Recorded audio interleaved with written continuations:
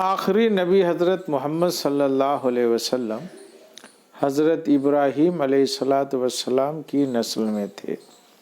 حضرت ابراہیم علیہ الصلاۃ والسلام کے دو لڑکے تھے، ایک حضرت اسماعیل اور دوسرے حضرت اسحاق۔ تو حضرت اسماعیل کو اللہ نے کے حکم سے حضرت ابراہیم نے مکہ مکرمہ میں آباد کیا تھا، اور حضرت اسحاق دمشق اور شام کے علاقے میں جو مصر سے قریب تھا وہ وہاں آباد ہوئے تھے۔ تو حضرت اسحاق کے لڑکوں میں حضرت یعقوب علیہ الصلاۃ والسلام تھے۔ حضرت یعقوب کا معروف نام جو دنیا کے دوسرے مذاہب جیسے عیسائی اور یہودیت میں مشہور ہے وہ اسرائیل ہے۔ انہی کے نام پر یہودیوں نے اسرائیل والی مملکت جو ہے رکھی ہے۔ تو حضرت یعقوب بھی بڑے جلیل القدر نبیوں میں تھے۔ ان کے 11 لڑکے تھے، اور ان میں سب سے چھوٹے صاحبزادے حضرت یوسف علیہ السلام تھے۔ یوسف علیہ السلام کی ماں الگ تھی، اور ان کے ساتھ ایک بھائی کی اور ماں تھی۔ تو یہ 2 بھائی ایک ماں سے تھے، اور باقی جو بھائی تھے وہ دوسری ماں سے تھے۔ حضرت یعقوب علیہ الصلاۃ والسلام بڑے نبی تھے، اور وہ مصر سے دور گاؤں دیہات کے ایک جگہ رہتے تھے، اور اللہ نے وہیں ان کو اصلاح احوال کے لیے اور نبوت کے کاموں کو جو امت کی اصلاح کا ہوتا ہے یہ متعین فرمایا تھا۔ حضرت یوسف علیہ السلام وجیح تھے، خوبصورت تھے، اور اللہ نے ان کو نبی بنانے کا مقدر کر رکھا تھا۔ تو فطرتاً حضرت یعقوب علیہ السلام کو ان سے زیادہ محبت تھی، اور ان کے اوپر وہ توجہ زیادہ دیتے تھے۔ یہ بات دوسرے بھائیوں کو گراں گزرتی تھی کہ حضرت یعقوب جو ان کے والد ہیں وہ چھوٹے بھائی کو زیادہ اہمیت دیتے ہیں۔ تو یہ دیکھیے کہ بھائیوں میں آپس میں انسانی نفسیات کیا ہے۔ بھائیوں نے حضرت یعقوب جیسے جلیل القدر پیغمبر کے لڑکوں نے، حضرت یوسف کے بھائیوں نے آپس میں یہ مشورہ کیا کہ کیوں نہیں یوسف کو ہم لوگ ان کو یہاں سے ہٹا دیں، یا ان کو قتل کر دیں، یا کہیں ایسی جگہ بھیج دیں جہاں یعقوب علیہ السلام ان کو نہ پا سکیں۔ تو یہ شیطان نے ان کے دلوں میں یہ بات وسوسہ ڈالی، اور اس سے پہلے وہ اپنی مدعا کو یعقوب علیہ السلام کے سامنے رکھ رہے تھے کہ آپ یوسف کے اوپر زیادہ توجہ دیتے ہیں۔ کبھی وہ ان کو کسی بات پر ناراضگی کا اظہار کرتے بھائی، تو بھی یعقوب علیہ السلام اس پر دھیان نہیں دیتے۔ تو ایک دن حضرت یوسف ابھی چھوٹی عمر ہی کے تھے، کھیلنے کودنے والی عمر کے، تو انہوں نے ایک دن خواب دیکھا کہ 11 ستارے ہیں جو ان کے آگے سجدے میں گر رہے ہیں، اور ساتھ ہی یہ بھی خواب دیکھا کہ ایک چاند ہے اور دوسرا سورج ہے، وہ بھی حضرت یوسف علیہ السلام کے آگے سجدے میں آ کے گر رہا ہے۔ اس خواب کا تذکرہ انہوں نے اپنے والد حضرت یعقوب سے کہا، تو حضرت یعقوب نے عجیب بات کہی۔ ان سے کہا کہ اس خواب کا تذکرہ تم اپنے بھائیوں سے مت کرنا، اس لیے کہ بھائیوں کی طرف سے حضرت یعقوب تشویش میں مبتلا تھے کہ یوسف کے بارے میں ان کی نیت اچھی نہیں ہے۔ تو یہ نفسیات انسان کی کیا ہے کہ بھائی بھائی کا دشمن ہو جاتا ہے، اور یہ شیطان کراتا ہے۔ نبی موجود ہیں اور نبی کی اولاد آپس میں ایسا سوچ رہی ہے، لیکن ان لڑکوں نے یہ اپنا پلان بنایا اور ایک دن وہاں سے جو دور گاؤں سے جو جنگل کا کچھ ایریا تھا وہاں یہ لوگ کبھی کبھار شکار کھیلنے یا ایسے تفریح کرنے جاتے تھے. تو انہوں نے پہلے بھی اپنے والد سے گزارش کی کہ یوسف کو بھی میرے پاس ساتھ بھیجیے.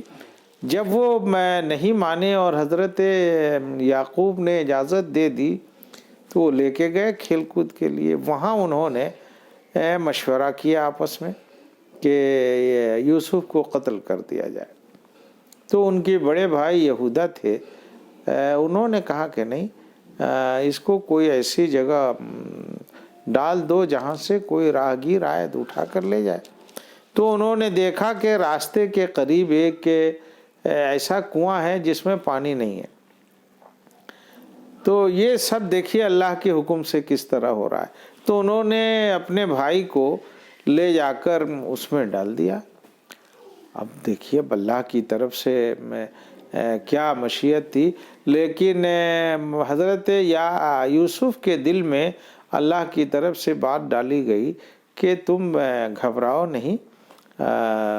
تو حضرت یوسف اطمینان سے تھے. اور یہ لوگ دن میں کھیلنے کے لیے گئے تھے. یہ شام کو گھر آئے, عشاء کے وقت سمجھیے, یعنی جب سورج ڈوب گیا تھا. اور انہوں نے یوسف کا کرتا بھی اتار لیا اور اس کے اوپر ایک بکری ذبح کر کے اس کے خون کو لگا دیا تاکہ اپنے والد کے سامنے یہ بہانہ کرنے کا اچھا موقع ملے کہ یوسف کو بھیڑیے نے کھا گیا ہے اور یہ اس کا کپڑا ہے خون آلود. جب حضرت یعقوب کے پاس یہ لوگ آئے, آپ غور کیجئے کہ کل بھائی تھے 11 اور وہ کس طرح کا پلان کر رہے ہیں اور اپنے والد کے پاس آ کر جھوٹ بول رہے ہیں کہ یوسف کو بھیڑیے نے کھا لیا اور یہ دیکھیے کرتا ہے, ہم لوگ کھیلنے چلے گئے تھے اور اپنے سامان کے پاس ان کو رکھ دیا تھا, اتنے میں بھیڑیا آیا اس کو اٹھا کے لے کے چلا گیا. تو حضرت یعقوب کو اللہ کی طرف سے وحی آئی اور انہوں نے کہا کہ ہم اس کے اوپر صبر کرتے ہیں اور اللہ ہی سے مدد چاہتے ہیں. یہ بات انہوں نے کہی. قرآن کریم نے حضرت یوسف کے واقعے کو بیان کر کے کہا ہے کہ یہ سب سے اچھا قصہ ہے. یعنی اس قصے میں انسانی نفسیات کو اللہ نے واضح کیا ہے کہ گھر کے اندر جو ہے شیطان جب انسانوں پر حاوی ہوتا ہے تو کس طرح کے معاملات آتے ہیں کہ ایک انسان اپنے بھائی کو قتل کرنے پر آمادہ ہو جاتا ہے. اور دنیا میں ہم لوگ دیکھتے ہیں کہ لوگ اپنے ماں باپ کو قتل کر دیتے ہیں, اپنی بیویوں کو قتل کر دیتے ہیں, بھائی کا خون بہا دیتے ہیں, باپ اپنے بیٹے کا خون بہا دیتا ہے, بیٹیوں کو لوگ جو ہے قتل کر دیتے ہیں. تو یہ انسان کی نفسیات ہے. جب انسان انسانیت کو چھوڑ دیتا ہے تو وہ شیطنت کی راہ پہ آ جاتا ہے. تو حضرت یوسف علیہ السلام اس اندھے کنویں میں تھے. تھوڑی دیر کے بعد ایک قافلہ ادھر سے گزر رہا تھا. اس کو دل میں اللہ نے ڈالا پانی کی تلاش کے لیے. تو قافلے کے ایک شخص کو قافلے والوں نے کہا کہ جا کے ڈھونڈو, کہیں کنواں ہو تو پانی لے کے آؤ. تو وہ اسی جگہ گیا جہاں جس کنویں میں حضرت یوسف علیہ السلام تھے. اس نے ڈول ڈالا تو ڈول کو حضرت یوسف نے پکڑ لیا اور بجائے اس کے کہ وہ پانی آتا, حضرت یوسف کی شکل اس کے سامنے آئی. تو اس نے اس کو جو ہے ایک نعمت سمجھا کہ ارے ہم تو پانی لینے کے لیے آئے, یہاں تو اتنا اچھا خوبرو لڑکا ہمیں مل گیا اور ہمیں اس کو فروخت کر کے پیسہ کمانے کا ہمیں ایک اچھا موقع مل گیا. تو اس نے دیگر ساتھیوں سے اس چیز کو چھپایا بھی کہ ہمیں ایک بچہ اس طرح ملا ہے. اب اس نے ساتھیوں سے کیا بہانہ کیا, قرآن نے اس کی تفصیل تو نہیں کی ہے. اور اسی طرح یہ واقعہ توریت میں بھی ہے اور انجیل کی جو کتابیں ہیں ان میں بھی ہے. توریت ہی کا وہ حصہ اس میں نقل ہوا. تو حضرت یوسف کو اس نے جس نے ڈول ڈالا تھا اس نے وہاں سے نکالا اور اپنے سامان کے ساتھ ان کو بھی ایک سامان بنا لیا اور جب وہاں سے وہ لوگ مصر آئے تو مصر کے اندر جو انہوں نے اپنے سامان تجارت کو بیچنا شروع کیا تو اس سامان تجارت میں انہوں نے اس لڑکے کو بھی بیچا۔ اس زمانے میں اور مابعد کے زمانوں تک تو انسانوں کو اغوا کر لیتا تھا، خاص طور پر بچوں کو، اور بیچ دیتے تھے۔ اور بچوں کو بیچنے کا تو اس وقت کی تک کا یہ رواج ہے۔ آج بھی ہندوستان میں ہزاروں نہیں لاکھوں بچے گھروں سے اٹھا لیے جاتے ہیں اور بڑے شہروں میں اور دوسری جگہوں پر لے جا کر بیچ دیے جاتے ہیں۔ تو یہ انسان کی جو شیطنت ہے، یہ شیطانی چال آج بھی جاری ہے، جس پہ ہماری حکومت بھی کنٹرول کرنا چاہتی ہے لیکن کنٹرول نہیں ہو رہا ہے۔ تو وہ لے کر گئے تو وہاں مصر کے اس خرید و فروخت کی جگہ پہ بازار میں وہاں کا جو عزیز مصر تھا، مصر کا جو گورنر تھا یا وہاں کا جو بڑا فوجی جنرل تھا، قرآن کریم نے اس کا لقب عزیز مصر دیا ہے، جو سلطنت کا بھی بعد میں مالک ہوا تھا۔ وہ اس نے دیکھا تو اس بچے کو اس نے خرید لیا، اور وہ بھی معمولی پیسوں میں خریدا۔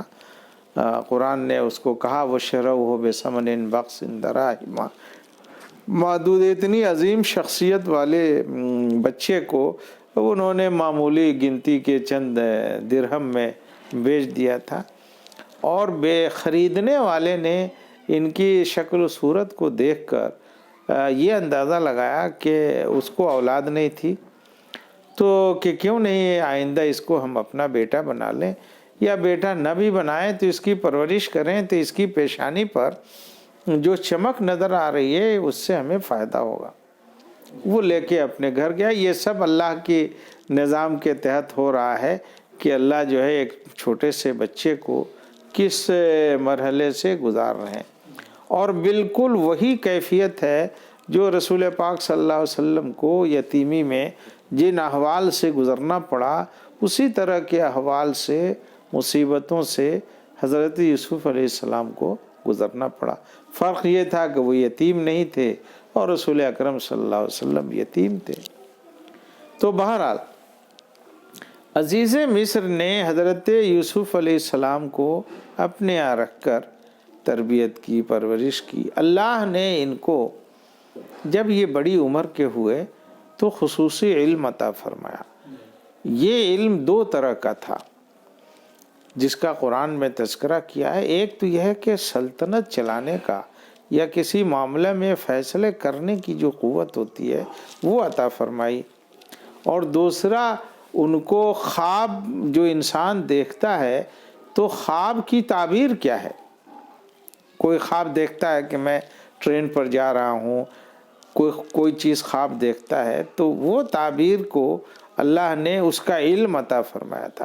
اس سے معلوم ہوا کہ سلطنت چلانے کا جو علم ہے، نظام حکومت چلانے کا، وہ بھی ایک بڑا علم ہے، اور یہ خواب کا علم یہ بھی ایک بڑا علم ہے، اور آج تک اس پر نفسیات کے اور ماہرین اور علماء بڑے بڑے اس پر انہوں نے بڑی تحقیقات کی ہیں۔ تو بہرحال یہ دو خصوصی علم عطا فرمایا اللہ نے۔ پھر جب یہ بڑی عمر کو پہنچ گئے، بالغ ہو گئے، تو اللہ نے ان کو نبی بنایا۔ لیکن نبی بنانے سے پہلے پھر ایک مشکل دور سے ان کو گزارا اللہ نے، جس کے یہاں پرورش پا رہے تھے۔ پھر شیطان کے اثر سے وہ خاتون جو ہے جو ان کے لیے ایک ماں کے درجے میں تھی، اس کے دل میں شیطانی خواہشات پیدا ہوئی، اور ایک دن جب وہ اس کا شوہر باہر تھا تو دروازے کو بند کر دیا، اور اس نے اپنی ناجائز خواہشات کی تکمیل کرانا چاہا۔ انہوں نے کہا معاذ اللہ، میں اللہ کی پناہ چاہتا ہوں، وہ بھی ایک ایسے گھر میں جہاں میری پرورش ہوئی ہے، میں کیسے کوئی غلط کام کر سکتا ہوں۔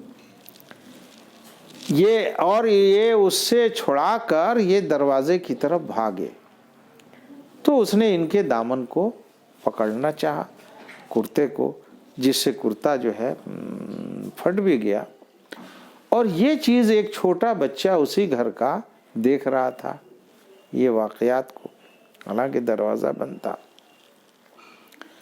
تو بعد میں جب وہ عزیز مصر گھر لوٹا تو ان کی بیوی نے الٹے انہی کے خلاف شکایت کی یوسف علیہ السلام کے بارے میں کہ انہوں نے بدنیتی کی اور بدنیتی کے ساتھ میرے ساتھ زیادتی کرنی چاہیے۔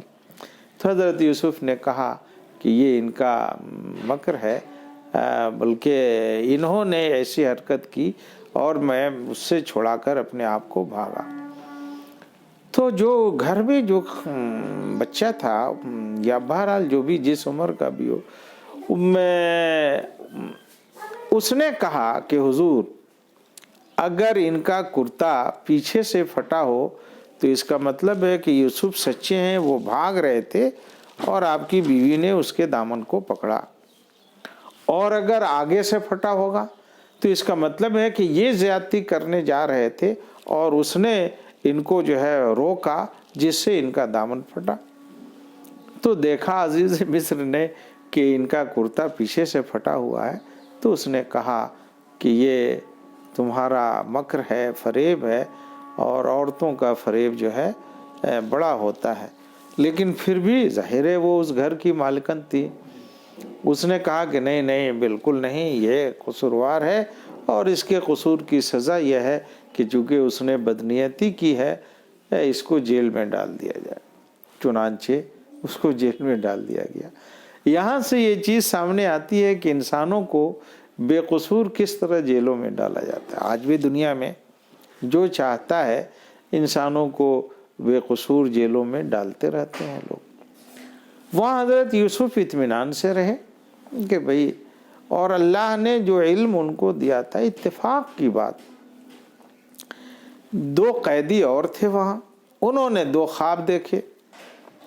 ایک شخص نے خواب دیکھا کہ اس کے سر پر کوئی ٹوکرا رکھا ہوا ہے اور اس میں کوئی چیز کھانے کی ہے، اور چیل کوے جو ہے اس سے نوچ کر کھا رہے ہیں اس کے سر کے اوپر کے۔ تو اس نے اپنا خواب، وہ پریشان ہوا کہ یہ کیا ہے، تو اس نے اپنے خواب کو ان سے بیان کیا۔ اس نے دیکھا کہ بھئی یہ تو صالح آدمی لگتے ہیں، اچھے اور صالح، اور خاص طور پر نبیوں کی پیشانی سے تو نور چمکتا ہے۔ تو اس نے ان کے سامنے اپنا خواب بیان کیا، تو انہوں نے فرمایا کہ تم کو سولی دے دی جائے گی اور یہ چیل کوے تمہارے سروں کو نوچیں گے، تمہارے قصور کی بنیاد پر ہو یا جو بھی ہو۔ ایک دوسرے شخص نے خواب دیکھا، وہیں وہ بھی قید میں تھا، کہ وہ انگور نچوڑ رہا ہے، اس سے شراب بنا رہا ہے۔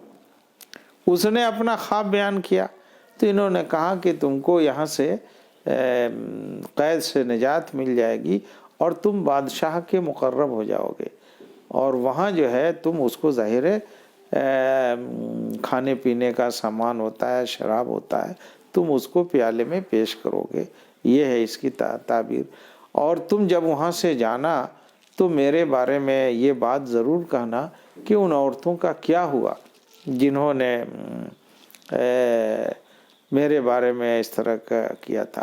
اچھا، اس سے پہلے ایک واقعہ اور ہوا تھا، وہ واقعہ یہ کہ جب قید میں جانے سے پہلے یہ بات مشہور ہو گئی خاندان میں اور اس طبقے میں کہ عزیز مصر کی بیوی نے اپنے ہی پروردہ شخص کے ساتھ اس طرح کا، تو اس نے وہاں کے خاندان اور دوسری عورتوں کو جمع کیا اور کھانے پر مدعو کیا۔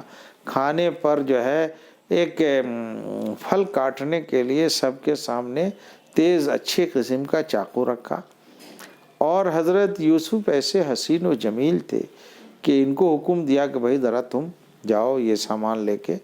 تو جب وہ کچھ لے کے آئے تو جتنی خواتین تھیں وہ دیکھ کر ان کی نوجوانی کی عمر کو، ان کی شکل کو، کہ بھئی وہ انسان نہیں فرشتہ ہے، وہ ہکا بکا رہ گئی، اور بعض نے پھل کاٹنے کے بجائے چاقو سے اپنے ہاتھ کاٹ لیے بے خودی میں۔ تو اس عزیز مصر نے کہا کہ یہی وہ بات تھی कैसे तुमने अपना हाथ काट लिया اور تم میرے نفس کے بارے میں ہم کو ہی ملامت کر رہی تھی. تو یہ انسانی فطرت ہے جیسے آج تم سے یہ ظاہر ہوا. بہرحال یہ واقعہ گزر گیا. وہ شخص جو ہے چھوٹ کر آ گیا اور مقربین میں شامل ہو گیا، لیکن اس کو ذہن سے بات نکل گئی. اس نے کوئی تذکرہ بادشاہ کے سامنے نہیں کیا. اتفاق سے پورے ملک میں قحط سالی پڑی. حضرت یوسف علیہ السلام کو اللہ نے حکومت چلانے کی علم سے اور معیشت کے علم سے بھی نوازا تھا. تو بادشاہ نے خواب دیکھا کہ 7 گائے ہیں دبلی، جو دیگر جو ہے جو موٹی 7 گائیں ہیں وہ ان کو کھا رہی ہیں. بھئی گائے کے کھا لے، یہ تو عجیب بات ہے. تو کہ اس کی تعبیر کیا ہوگی؟ کئی لوگوں سے اس نے اپنے مقربین جو سلطنت کے تھے پوچھا، تو کوئی اس کا صحیح حل جب نہیں بتا پایا. اب اس کو یاد آیا اس شخص کو جو جیل سے چھوٹ کر آیا تھا اور جس کو انہوں نے خواب کی تعبیر بتائی تھی.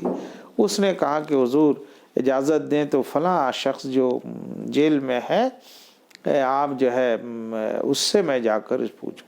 تو جا کر اس نے پوچھا تو انہوں نے کہا کہ میں ضرور اس خواب کی تعبیر بتاؤں گا، لیکن پہلے جا کر بادشاہ سے پوچھو کہ جن عورتوں نے میرے اوپر الزام لگایا تھا ان کا کیا ہوا. تو بادشاہ کو پھر تنبہ ہوا کہ اس نے غلط طریقے پر یوسف کو جیل میں ڈال دیا تھا.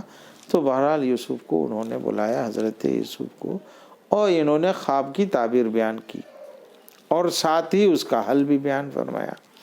کہا کہ دیکھیے 7 سال تک آپ کے اس ملک میں خشک سالی رہے گی، قحط پڑے گا، اور اس قحط سے بچاؤ کے لیے ایک ہی راستہ ہے کہ جب ادھر جو آپ کے پاس غلے پیدا ہوں ان غلوں کو آپ جو ہے اسٹور کیجیے. بالیوں کو، گیہوں کی بالیوں کو اسی میں رہنے دیں اور یہ 7 برسوں تک ان کو ایک جگہ رکھنے کا، جو بھی غلہ زائد ہو رکھنے کا انتظام کریں، اس لیے کہ اگلے 7 برس تک شدید جو ہے خشک سالی ہوگی. اور ایسے ہی ہوا. اور ساتھ ہی انہوں نے کہا کہ اگر آپ کو اطمینان ہو تو آپ سلطنت کے اس نظام پر مجھے ذمہ داری دیجیے، اجعلنی علی خزائن الارض، تاکہ میں معیشت کو درست کروں اور زمین سے پیداوار کیسے کرائی جائے میں اس کا بھی انتظام کروں. یہاں سے یہ بات سمجھ میں آتی ہے کہ نیک لوگوں کو دین کے ساتھ ساتھ دنیا کی معیشت کی بھی فکر کرنی چاہیے. اور یہی چیز ہمیں سنت رسول میں بھی نظر آتی ہے. یہ نہیں ہے کہ زمینیں ہیں تو ان کو بنجر چھوڑ دیا جائے، نہیں. تو اللہ نے اس سورہ یوسف کے واقعہ کو احسن جو قصص کہا ہے، تو اس میں بہت سا علم ہے.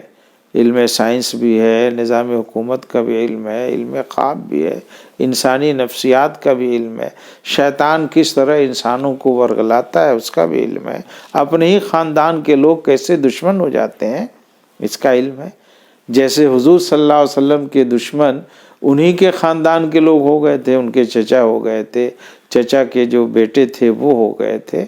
تو یہ ہوتا رہتا ہے. تو حضرت یوسف علیہ السلام جب چھوٹ کر آئے تو بادشاہ نے ان کو تخت کے اوپر جو ہے ایک جگہ دے دی اور یہ نظام ان کے حوالے کر دیا. خواب کی تعبیر بیان کی تو بادشاہ کو یہ بات اچھی لگی کہ نہیں، یہ اس طرح کے واقعات ہوں گے.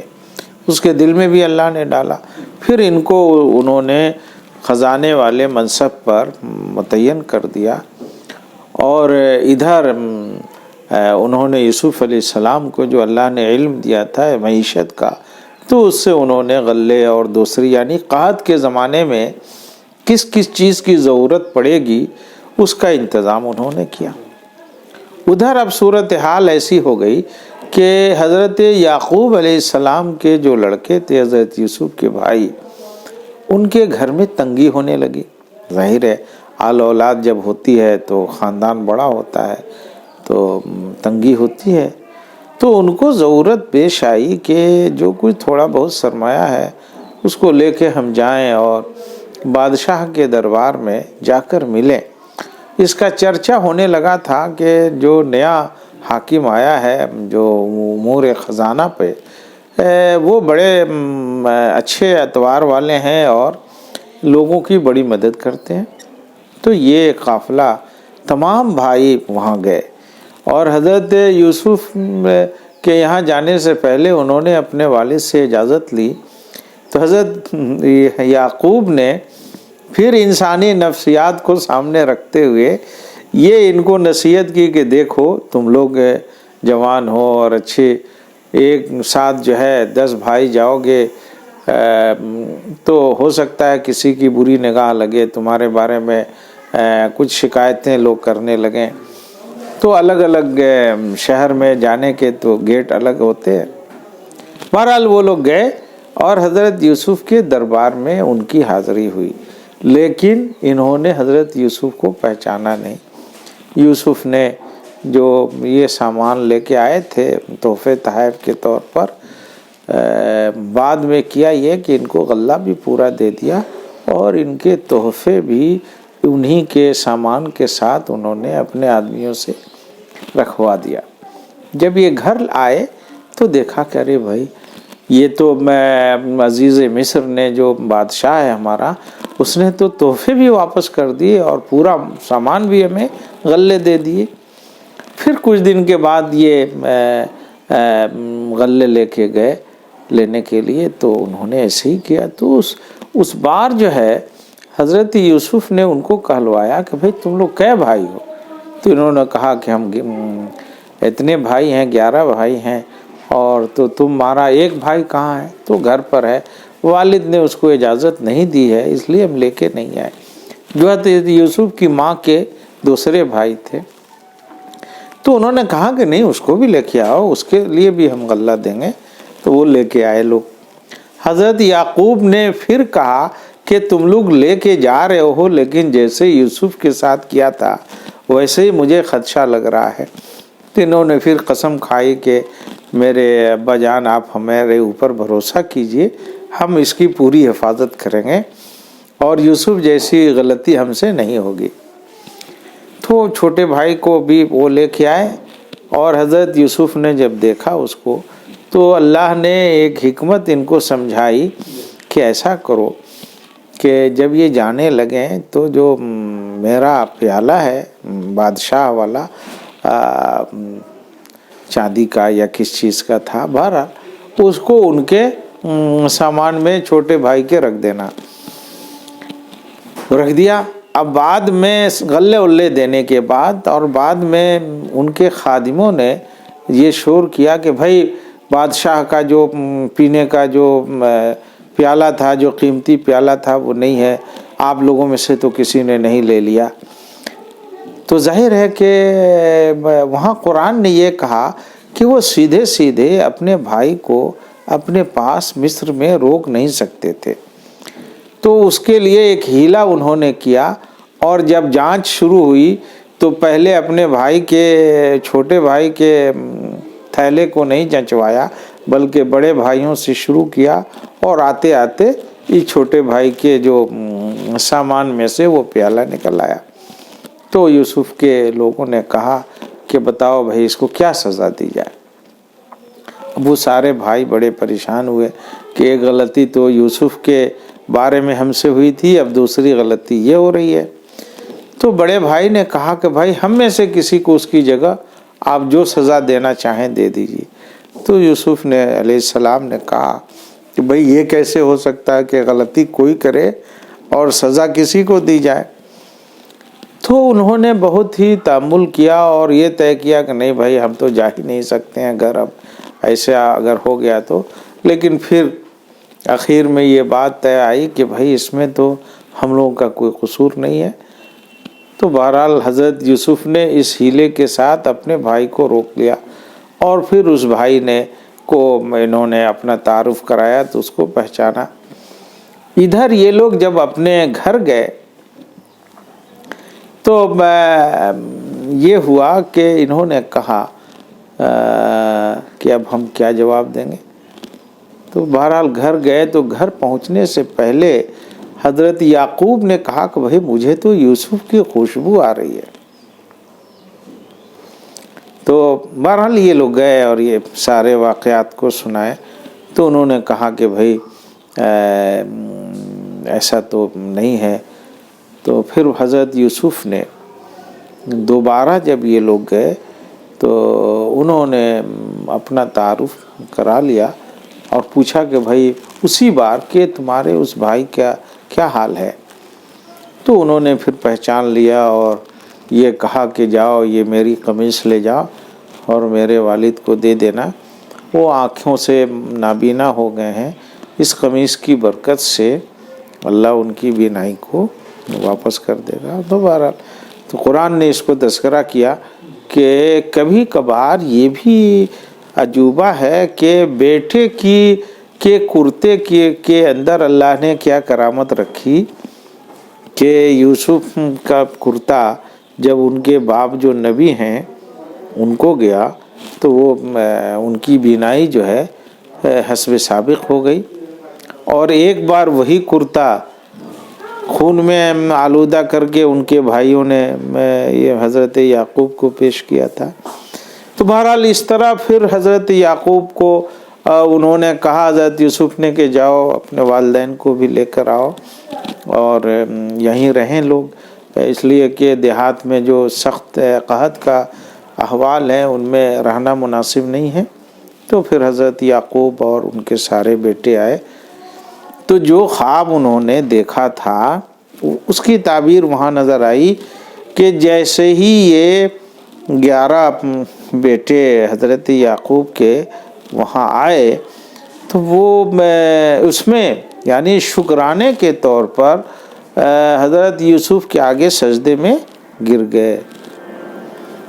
تو خواب کی تعبیر اس طرح حضرت یوسف کے سامنے آئی اور پھر حضرت یوسف نے مصر میں سلطنت سنبھالی اور وہاں کی اخلاقی اور دینی حالت کو درست کیا. تو نبیوں میں ایک ایسے نبی بھی گزرے ہیں جنہوں نے اس طرح کا وہ کیا. ویسے کئی نبی ہیں جن کو اللہ نے سلطنت بھی عطا فرمائی، تو میں آئندہ سلسلے میں اس کو بیان کروں گا. آج میں اسی پر رکھتا ہوں. اللہ اپنے تمام نبیوں کے اوپر درود و سلام نازل کرے. وصلی اللہ تعالی علی نبینا وعلی جمیع الانبیاء علیہم الصلاۃ والسلام.